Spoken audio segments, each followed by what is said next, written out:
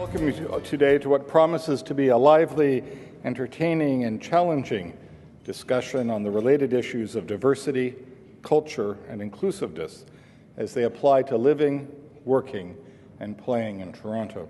It's a lunch that I have been looking forward to for some time.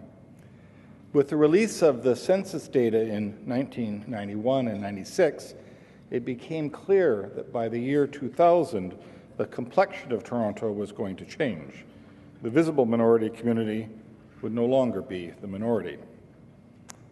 Our many faces and cultures should enable Toronto to relate to diversity beyond our borders, and it should result in us being one of the leading cosmopolitan centers of the world. And while it's been more than a decade since these changes occurred, it's time we asked how we've done as a city in adapting to this change, and what does the future hold? Toronto, because of its diversity, should be the destination of choice for investment and industry from around the globe. But have our many backgrounds given rise to racism and discrimination in both the workplace and social settings? Have diversity and inclusiveness been adopted at all levels of our workplace, our governments, and in our social interactions, or are we guilty of paying them lip service without doing the work to effect real change? Well, who better to chair a panel discussion on these important issues than Matt Galloway, host of Metro Morning, the GTA's top-rated morning radio program. Matt sees and meets with the diversity that is Toronto every day. He explores the issues with those who are experiencing them firsthand, and he never shies away from dealing with controversial subjects. His radio program introduces us to voices and stories, music, ideas, and perspectives that would otherwise elude us. He enriches my day, as I know he does yours. Matt was born in Kimberley, Ontario. He's a graduate of York University and has held a number of on-air radio positions with the CBC in the last 10 years, including their Here and Now program. He anchored the radio coverage from both Beijing and the 2010 Winter Olympics, as he will do again from London this summer. In addition to these radio commitments, he is on the boards of the Toronto Arts Council and the Stop Community Food Centre. Matt has used the skill and sensibility with which he programs his radio program to assemble today's panel. And they are Zabeen Hirji, Chief of Human Resources for the Royal Bank, who also has global responsibility for brand, communications, and corporate citizenship. Cameron Bailey, the Artistic Director of the Toronto International Film Festival. Cameron is also a well-known author and journalist and a member of the Toronto Tourism Board. Deputy Chief Sloly from the Toronto Police Service, who's known as a champion for change and for transforming the culture and the face of policing in Toronto. And Fiona MacFarlane, a lawyer, as well as a managing partner of Ernst & Young, where she serves as the Chief Inclusiveness Officer. Matt, you brought together a group, a diverse group, rich in perspective, broad in experience for this most important discussion. Matt, the Canadian Club podium, Canada's podium of record, is yours.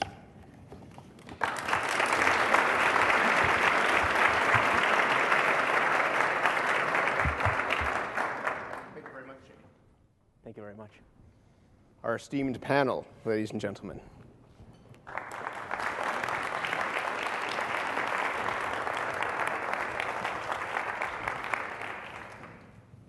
It's a great pleasure to be able to have this conversation in a room like this. This is the sort of discussion that we have on our program every single morning.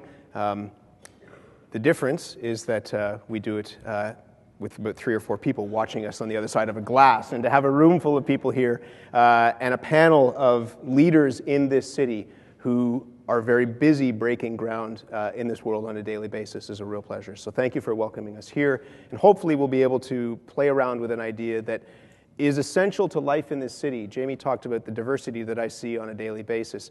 If you walk the streets of Toronto, you will see that diversity. If you ride the subway, if you're on the streetcar, if you go to dinner, you will see that diversity here. How do we seize on it? How do we make sure that we are doing the best possible thing to try and turn that into something that's embedded in our civic institutions, in our business world, in our cultural organizations and beyond. That's what we'll be talking about today. On your table, you have a Q&A card. We'll be talking for about 20, 25 minutes, and then we'd be happy to take your questions as well. So fill them out, and they will be presented to us, and you can ask these great people some interesting questions. I wanted to start just by talking about that word diversity. We, as the most multicultural city on the planet, talk a good game about diversity. We say we are the most diverse city in the country, on the planet.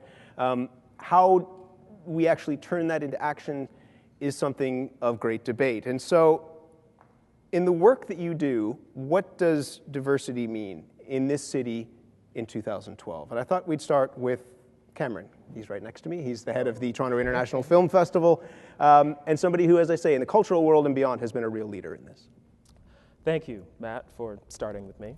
It's the danger of sitting beside Yeah. I mean, my perspective is that we have to see diversity as a word of convenience. When I first landed in this country in 1971, the word was multiculturalism, and that meant something very specific and for quite a long time, had a particular history to it. That word seemed to serve its time for a brief moment. I think in the 90s, there was a word anti-racism that was floating around that was very important, and then that was seen as too limiting. And then diversity is the word we have right now, but it won't be the word that we have forever. So I think that's the first thing. It's a convenient word for now, but we shouldn't get too attached to it.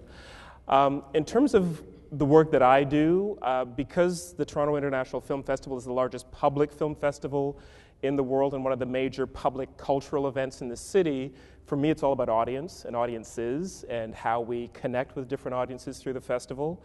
And the way that we do that is through our programming. So I've been with the festival for many years. In the mid-90s, I started a program called Planet Africa, which was a program of films from the African continent, but together with films from the African diaspora, whether that was in Canada, the US, Europe, Latin America, wherever you might find African filmmakers working. And that developed an audience that actually was then forced to watch those kinds of films together and see how a film from Senegal might speak to a film from Brooklyn, might speak to a film from Paris. And actually people started to have those conversations for that reason. So for me, that was actually diversity 1.0. I think for me, 2.0 came when I began to enter South Asia, because this is not my own cultural background. I knew the African diaspora culture fairly well, having grown up within it. But when I came back to the festival in the mid-2000s, I was handed responsibility for selecting the films from South Asia, which is a massive territory. Obviously, many of you will know that India produces more films every year than any other country in the world. It was fairly new to me. I had a sort of just glancing knowledge of those films, but I decided that if I was going to do it, I had to jump full in. And I began with Amitabh Bachchan and Shah Rukh Khan and Karan Johar. Those will be familiar names to some of you. Some of the biggest stars on the planet, really. And there was a film called Kabialvada Nakena, which I was able to bring to the festival in, I think it was 2005. And what was significant about that was not just bringing the film to the festival and bringing the stars to the festival, but doing it in a certain way. And for me, that meant really cranking up the volume and putting that film in Roy Thomson Hall. We'd never had a Bollywood film in Roy Thomson Hall before of this kind. And we had that year, the night before, Brad Pitt on the red carpet in Roy Thomson Hall. Massive fan pandemonium, the usual craziness you get with Brad Pitt. The next day, we had Amitabh Bachchan and Shah Rukh Khan and Karan Johar, and it was bigger. It was more spectacular. People were lining up from morning. The aunties were in their best saris, and it was just an incredible, incredible event. And the security people weren't ready for it because they thought Brad Pitt was the biggest star we had. And so they learned something about this city and about the audience that can be drawn on for a film like that. And so after that, it became a matter of going beyond that. You can start big, but you have to go beyond that and go deeper. And we've since done that with many different films, not just the big Bollywood movie star films, but films from different communities, different regions of India and throughout the South Asian subcontinent, and developing audiences. And that's what that's how we've interpreted that. Zabeen? And I want to give credit to Zabeen, because this word that we're using, diversity 2.0, is your phrase that I've appropriated. I was going to say stolen, but that's strong. But have taken and turned into a series on our program, but also just in regular conversation, something that I talk about a lot. In the work that you do at Canada's biggest bank, what is it that speaks to that idea of diversity, in particular diversity 2.0? Thank you. I know I need to get to know you better so that next time Amitabh Bachchan and Shah Rukh Khan are here, I'll be invited to the event. I keep a list. In terms of the work at the bank, at RBC, our framing is really from diversity to inclusion, maybe picking up a little bit on your comment around the word and how that evolves.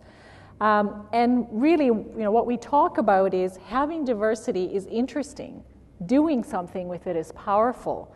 So let me just expand a little bit on that thought. And diversity is really a state of being, whereas inclusion is, and it's more active. It's about bringing people into the conversation. It's about feeling included. And without inclusion, diversity really is a static concept. So our focus has very much been on a workforce that's already very diverse. About 30% of our employees are visible minorities. 10 years ago, that was 17%. 30 years ago, that was 7%. So the storyline here is, in terms of our recruiting and our hiring, it actually happens naturally. We have the right practices in place. And so now that we have the diverse workforce, what are we doing to really build a culture that's inclusive, a culture where every employee can achieve their full potential? And it's very much about the business case. Speaking as a business person here, it's a compelling business case. We have this human capital in our organization, and shame on us if we don't take the actions to really bring out the best in everybody. Because guess what? When you bring out the best, the employees win and the company wins. It goes to our bottom line. And certainly from a client point of view, we know that the Toronto you talk about is our client base. So the ability to really be able to leverage the diversity in our company to better understand some of the cultural nuances, some of the unique needs that our clients have, is something that we're able to do. And that's what inclusion is really about. It's about taking that diversity and turning it into something very powerful. Which leads nicely to Fiona, whose title is actually not the Chief Diversity Officer, but the Chief Inclusiveness Officer for Ernst & Young. What does that mean? Well, to be honest, it's just because I wanted to be called an officer. So. You want to be a police officer? Sure. Maybe not. I'm going to build on what Zabeen and Cameron talked about, and that is, for me, diversity is about potential. What we at Ernst & Young sell is talent, and so we need talent, and that's what we sell. And I'm going to tell a little story, and you may not expect that from an accounting firm, but for me, if I look at the potential that is Canada, and the reason that I picked Canada as my home, as an immigrant, is the incredible potential we have to lead in the world, and the values and the raw materials, the culture, everything that's here is just ripe for the picking, but we're not realizing it. We're not really leading in the world when it comes to inclusion. And I'll tell you a little story about that for me is the dream that I have for Canada. And I said it sounds a bit pompous, but I was at an Ernst & Young event, a minority leadership event in the US, and they had a fellow from the Cirque du Soleil who was the general manager of the permanent installations. And he was talking about leading a diverse team. And he said, I have 3,000 employees who work in the permanent installations. They speak 52 languages. And then I thought about it, and they range from fire eaters to physiotherapists, to contortionists, to makeup artists, to lawyers even. And I thought, just imagine what they've done with that. They've taken that incredible diversity, and instead of trying to overcome it, they've leveraged it, and they have innovated, and they've created something that resonates from Beijing to Bogota, and it's Canadian, and it's wildly successful financially. And I think that's what we could be. We could be the place where the world does business. You know, if Switzerland can do banking, like, for goodness sake, we should be able to do that. And so that, to me, there's this unrealized potential. We are the only major country where multiculturalism is a success, and we need to leverage that as our competitive advantage. Peter, you have a very difficult job, and it's not to take away from what the other speakers have said, in that police service, and the Toronto Police Service is the gatekeeper for a lot of people in terms of who they see on a daily basis, how they feel protected, how they feel safe. We've been talking about this over the last couple of days in our city, and it's incumbent that people see themselves in your force. How deeply does diversity need to run through an organization like the Toronto Police Service? Matt, first of all, the other, being at the last in line, you don't get to use all the fancy terms being used. Let me say ditto, and while they're all very aspirational terms, to start answering your question, I want to go back to a very legalistic approach, which sort of takes us back a couple of decades. Police Services Act is over 20 years old. When you read the introduction, the overarching theme behind it is that the police services of Ontario have to be sensitive to the pluralistic society. Sensitive is one of those sort of pitiful, paternalistic kind of terms that I don't particularly like. You have to be reflective of the pluralistic society, and reflective tends to be a fruit bowl exercise. Let's get one apple, one pear, one banana, and we can check the box. And again, that doesn't advance anything. But the very next stage of the Police Service Act talks about the actual requirements of police service delivery: crime prevention, order management, law enforcement, assisting victims, assisting in prosecutions, and that's the effectiveness piece. And for me, that's where Diversity 2.0 has to now reach. So are we sensitive to? Yes, we have a community policing philosophy. We understand the need to communicate with and engage communities, and particularly diverse communities. Are we reflective of? Yes, for the last 5 years, over 50% of all of our classes, 1,600 plus police officers in the City of Toronto, were hired where women and visible minorities, Aboriginals, LGBT community members, and even persons with disabilities have made up 50% of those classes. 60% of them have more than one language. 70% of them have post-secondary education. So this is both a culturally competent and visibly diverse group of police officers that now make up 75% of our frontline officers. But it still doesn't get to the effective piece. So how does that improve crime prevention? How does that improve order management? How does that reduce crime and victimization? And is it in fact building up trust and legitimacy? That is a tough nut to crack, and I think that's the next stage for us to be able to demonstrate. I can give you some examples. A Tamil demonstration. How does that actually work? 2009, you remember the Tamil demonstration that was going through the City of Toronto? We had basically thousands of officers for 6 months straight involved in various levels of demonstrations. We have, as you will likely understand, a huge intelligence gathering system that goes locally, provincially, nationally, and internationally in this case. And all of our intelligence assets all around the globe were trying to feed information in to help us to try to understand how to manage this particular demonstration. None of it was working.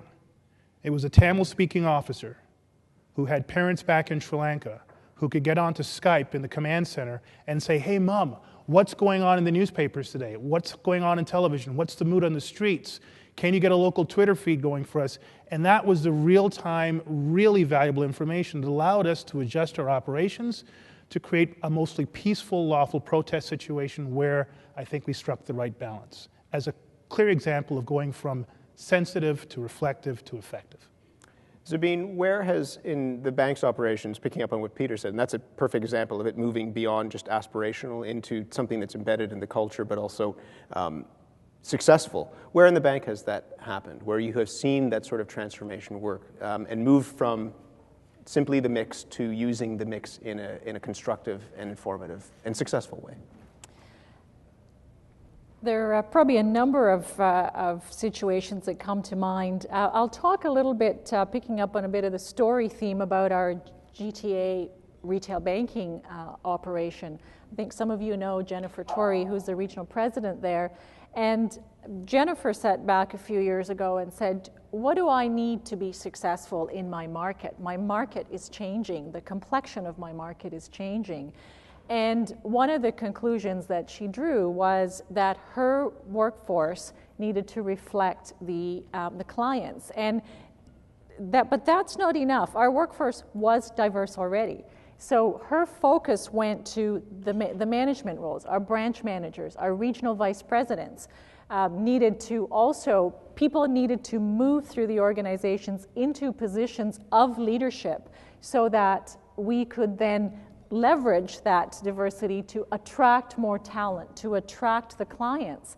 And that takes a lot of work. That takes leadership conviction. That takes somebody that really embeds diversity into our talent practices. It takes non-traditional hiring practices. We hired somebody into a regional vice president role who had not worked in banking before. Jennifer saw him speaking at an event. He was a leader in a not-for-profit organization, had some financial services somewhere in his background, but saw the potential. Back to your point around the potential, the talent, and the interest. A lot of people talked to him to really sense whether he was really interested in our business. And by bringing somebody like that in, we created a special program for a non-banker to be able to learn, so it wasn't sink or swim. And those are the types of things, when you believe that you really need to have people reflective at all levels, you need to do some things differently. And I'm really pleased to say that when we look at that particular market and that business, over 30% of our regional vice presidents are visible minorities, and over 45% are women. So at the end of the day, you do need to look at the numbers and the results, but it comes from leadership believing that this needs to happen and being willing to do things a little bit differently and not get too worried about, how is this going to be viewed? Are other people going to think that this is something special? We want the best people, and you need to evolve your talent practices in order to be able to get to that place. Cameron, do you have the sense that that's embedded in a city like Toronto right now, that idea of being willing to do something different and not just be checking boxes and saying, right, we've got that covered, on to the next thing? I don't think it is at all. My experience is that we all know the city's changing, we all know the country is changing, but I think if we just sit and let it change, let diversity wash over us, it will change very slowly and it'll change unevenly, because really it is about making these concrete decisions that are beyond just reflecting what is already out there in society. You actually have to, there are some moments of abrasion that will have to happen. People who have positions of authority and positions of power, including all of us up here, will at some point have to give them up. And that, I think, is where things get tough, and that's where you have those difficult conversations where you say you do want to move someone into a management role, and so that means you have to fill a vacancy, and someone who might have expected to get that job may not get it. These are the tough conversations we have to have, I think, in every sector. So how do you get to that point where you're willing to make those tough choices? Because again, it's easy to not make the tough choice and say, well, that'll happen eventually, that will bubble up, don't worry about it. I think it doesn't happen eventually. I think if you look at certain sectors, you'll see that the change that diversity brought to the city has been applied unevenly in the city. You look at the city council, for instance, in Toronto, does not reflect the city. Certain business sectors actually completely reflect the city. And so it's a matter, I think, of trying to make change where you can, not just let it wash over you. How have you been able to do that, Peter? You've been able to make change. Is it because of where the support comes from officers, deputy chiefs like yourself, from the chief, from an expectation from the city? Where does that come from, that sense of empowerment? We may be a little bit different from the other agencies represented here, but I pick up on Cameron's point, and he's bang on. You can legislate this thing and you'll get some incremental and very grudging advancement. You can not legislate it and you'll get a very uneven advancement. But really, you can criticize it from the outside and you may get no advancement. I really do believe that you want to change an institution, an agency, a bank, a cultural icon, then you need to have people with the smarts and the parts to get into that organization and continually push on that particular issue. And I guarantee you, because I know every one of the people up here today are probably still bleeding from scars from their efforts within their own organizations. I've still got a couple Band-Aids on my back and my front. But it's the Keith Fords of the City of Toronto who, understanding what the lived experience for young people, his own children, his own experience in the city, becoming a police officer against his own family's and his own community's desires, and becoming a leader within policing, understanding to advance public safety required advancing the issue of diversity. And that required courage, and it required the recognition that you were going to suffer personally, you were going to suffer professionally, but if you did it well, and you did it for the right way, you would advance, and he did to the various highest levels of this organization. And I'm sure in this room here today, there are people that know of what I'm speaking, and know what it means to sit at a table where you are the only person that looks like you, and more importantly, you're the only person thinking like you, and if you have the bravery to open your mouth, you're now the only person talking like you, and how difficult that is. And I've experienced that. I've been laughed at, ridiculed, undermined, but that should not get in the way of advancing something that has to get done. It has to be done well. One of the reasons why it has to be done is, as you said, Fiona, we're not doing it. Other people perhaps are, and we have, as Jamie had said, the opportunity perhaps to slip, and this is essential to be the leaders that we want to be and remain the leaders that we are now. Why do you say that this is not happening? Well, I think the statistics show it. So, and I look at, you just look at the roles of women in corporate Canada and in our governing bodies as well. To me, that's the canary in the mine. If you can't get it right for 50% of your population, heaven help you for the rest. So I think that it ultimately comes down to us as individuals, and I think that at Ernst & Young we've been on the diversity to inclusion journey since the early 90s, and we've made lots of progress. And I would say, and I probably shouldn't say it, but we've moved from unconscious incompetence, we didn't know what we didn't know, to now conscious incompetence. We know that we don't know a lot of stuff. And competence is an individual thing. And I think that when you look at individual competencies, it starts with beliefs, it translates into actions, and from actions it translates into culture. And that's what you have to address. If you don't address the beliefs, then you don't address the culture ultimately. The beliefs? I don't believe so. And I think bias is alive and well. All of us are biased. And there are tons of studies that show how powerful bias is. And I would encourage anybody, if you want to test your own bias, to go to just Google implicit bias in Harvard, and you'll get the implicit bias test. And I'll kind of confess, I have a mild bias against women working. And I have a mild bias in favor of African Americans versus Caucasian Americans. So I was gobsmacked, quite honestly. I thought it would be the other way around growing up in apartheid. But if you start to understand your own biases, and as an organization you can out your biases, then you can make sure that they're not filtering you from making the right decisions, from picking talent that looks like you and sounds like you. And I think that's really an important, until you address that, I don't think anything will change. And I think the progression of women over the last 30 years has shown us that at best the change will be glacial. Have you felt, Zabeen, as somebody who is very successful in the work that you do at the bank that you are, ever felt that, if not biased, then the glacial pace of change? I think Fiona's, I'd echo some of what Fiona said. Bias is really, it's a natural phenomenon in any society and at any point in time. I think and we all feel bias and experience bias, barriers. I think people who say they don't, sometimes you get that with women who say they haven't. I find that hard to believe, but because it is. What you need to do is figure out, so what do you do? What am I going to do about it?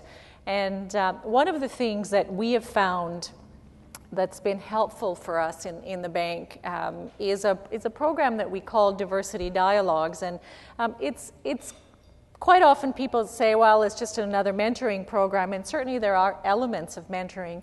But what we do is we match up a more junior emerging talent with somebody senior, and the junior person reflects dimensions of diversity, whether it's cultural, whether it's racial, whether it's sexual orientation.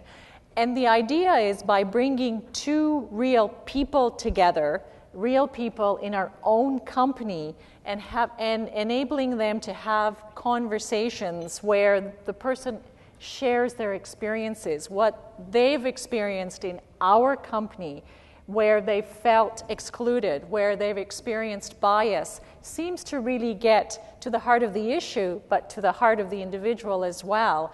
And it has been a catalyst for leaders to change their behavior, to understand how subtle things that they do unconsciously most often have an impact and really become barriers to people achieving their full potential. And what happens at some point, people say, it's not worth it. You know, I'm trying and I keep seeing some of those same barriers. And when they share those stories, and I know that I personally share stories as well, you can just see the light come on for people and saying, you know what, I'm not powerless. I can make a difference. The leader really starting to change culture, because it isn't just about programs. Of course, programs are necessary, but in large organizations, it's relatively easy for us to put programs in place. So you need to go at the culture piece simultaneously, and particularly to get to that diversity 2.0. This picks up on a question that we got, which is just talking about perceived and real barriers and how you go about changing them. We were talking earlier this morning on our program, Peter, about racial profiling and looking into and acknowledging and trying to figure out how to come to terms with racial profiling in something like a Toronto Police Service. How important is it to have that difficult conversation? We're a very polite nation. We're a very polite city, and we don't like to talk about these sorts of things, but you have to. And how important is it to try and do that? Well, I think it's incredibly important. First of all, it was being talked about for decades. It just didn't hit mainstream media. One of the local outlets decided to do a story back in 2003, and so it hit the mainstream consciousness. And then we were forced to have that difficult dialogue. In the initial instance, it was denial from the Toronto Police Service, and there was a whole lot of other outpouring of anecdotal evidence from large sectors of our local community. I think we've grown up as an institution in the 10 years since then, and while it still is a major issue, and we still acknowledge that racial profiling, bias-based policing, however you want to define it, it's a human condition, and because we hire from the human race, we've got that within the police service, within the Toronto Police Service. How do you move from where we are right now? I kind of like the direction that Fiona was talking about.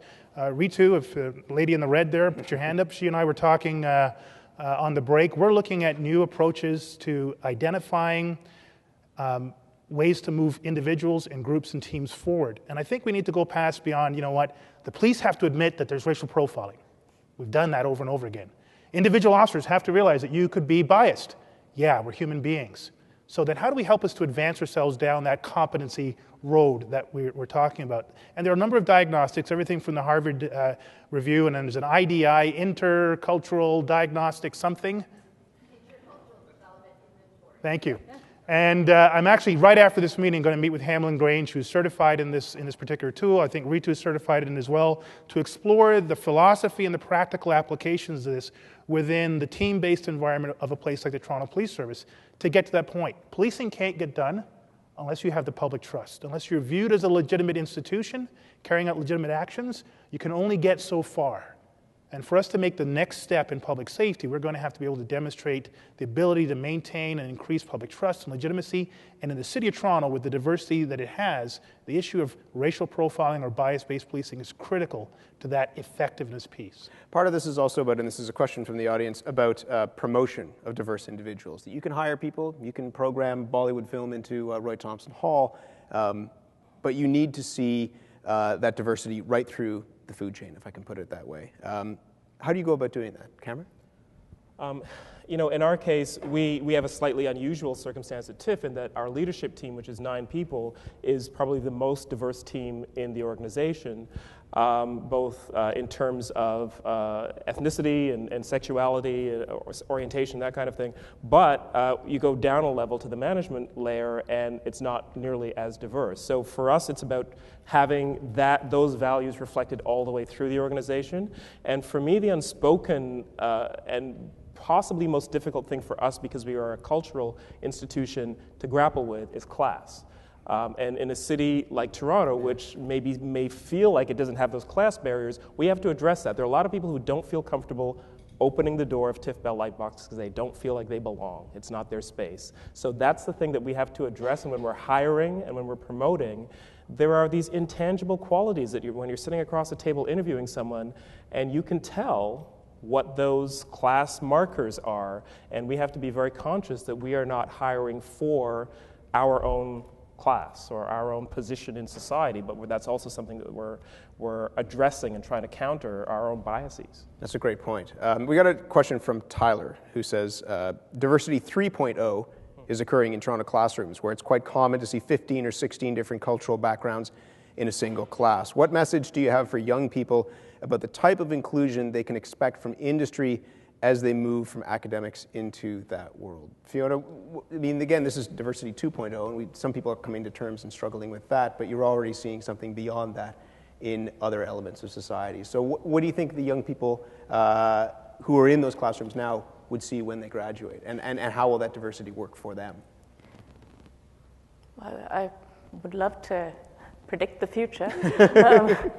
I think that partly I have a fear that if we don't change, that we will just, I think it's Einstein who said, if you continue doing the same thing and expect different results, you're crazy. And so I think that's why it is so important that we change the way we interact and we get to the personal competencies. And I think that the days of programs and things that you do to help people fit into what? Yeah. You have to really change you have to change the whole context. And so we've moved from the fitting in, but we haven't done it very successfully. So what I would hope is that people can learn from the mistakes of my generation, because we need it desperately as a country, not just because of the potential, but because of the demographic challenges that we're facing. If we don't integrate immigrants, if we don't really leverage the richness of the talent that we already have, we will continue to fall behind.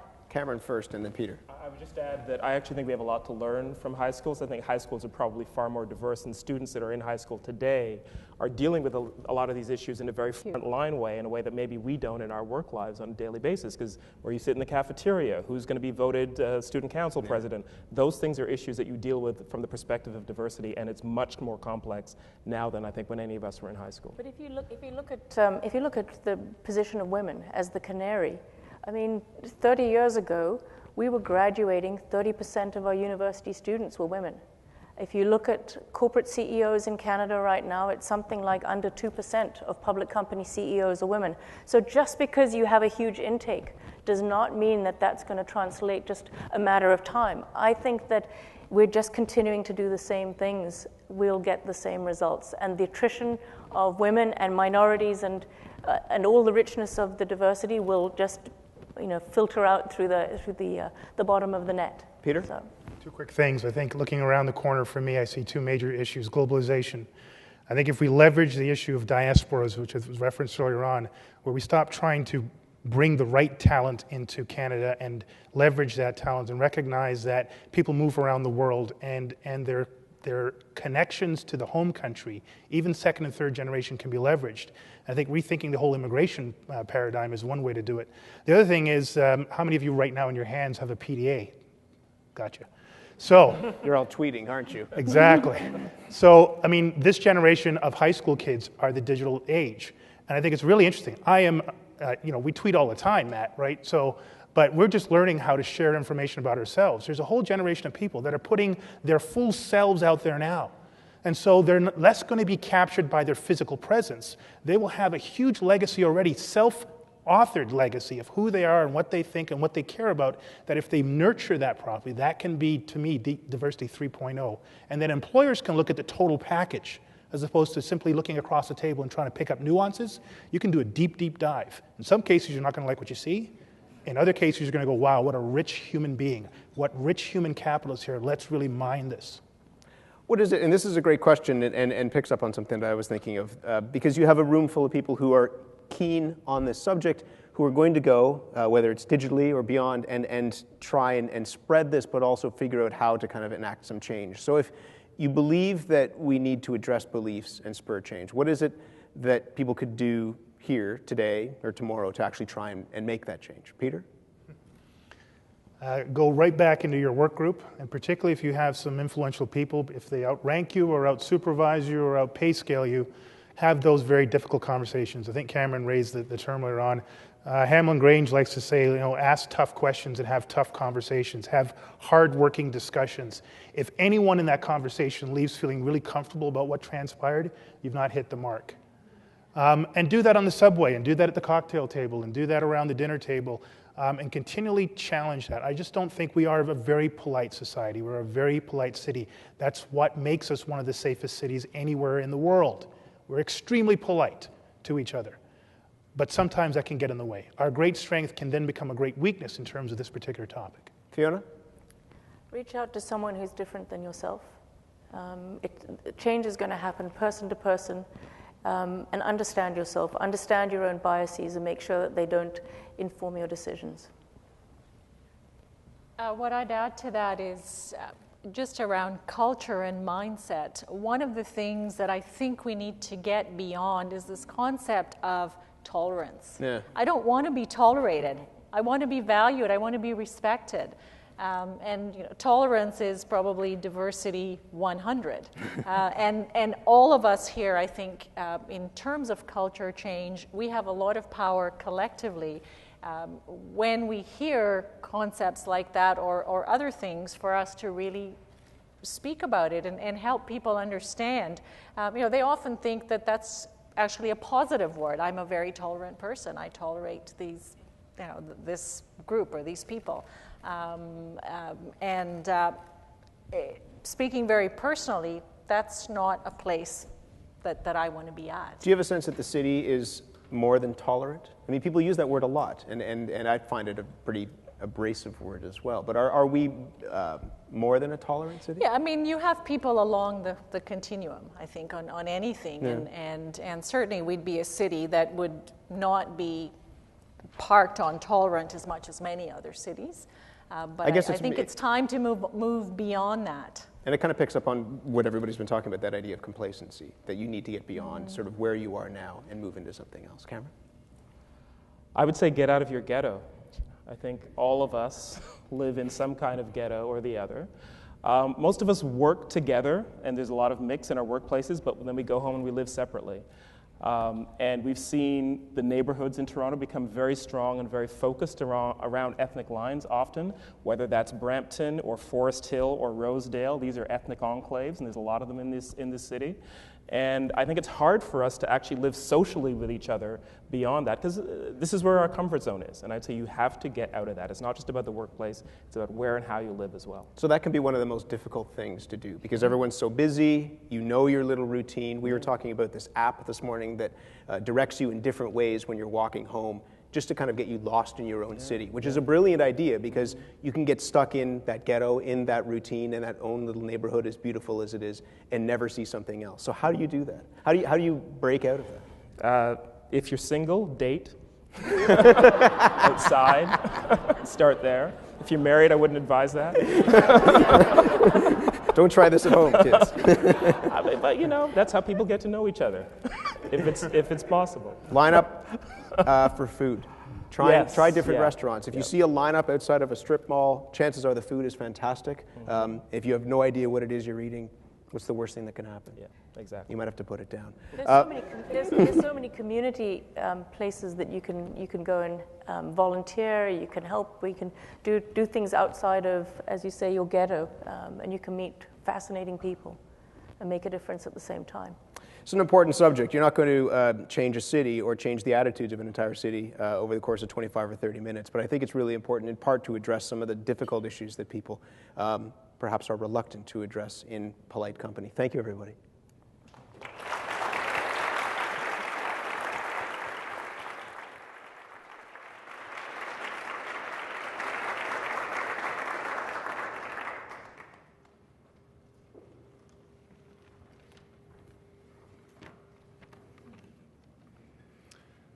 I listened carefully this afternoon, hoping the conversation would go beyond an expression of support for the ideals of diversity and inclusion. Our guests exceeded my expectations. The pragmatism of the discussion was truly rewarding. I trust you would agree with me on that. There are few, if any, who know Toronto the way Matt Galloway does, This is due, of course, to his tireless daily efforts to explore and expose the incredible diversity of this city. We thank you, Matt, for being such a strong ambassador and for skillfully hosting today's event. Zabeen, Cameron, Peter, and Fiona, thank you for the risks you have taken and the changes you have championed in the name of healthier, more prosperous workplaces and communities. We are fortunate for and most appreciative of your leadership and for the inspiration and insight you've provided us today. To the five of you, please accept our heartfelt gratitude and best wishes. Thank you.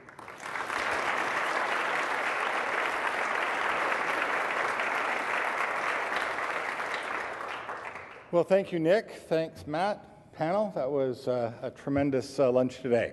This concludes our television broadcasting. It will be rebroadcast on Rogers Television in the days to come.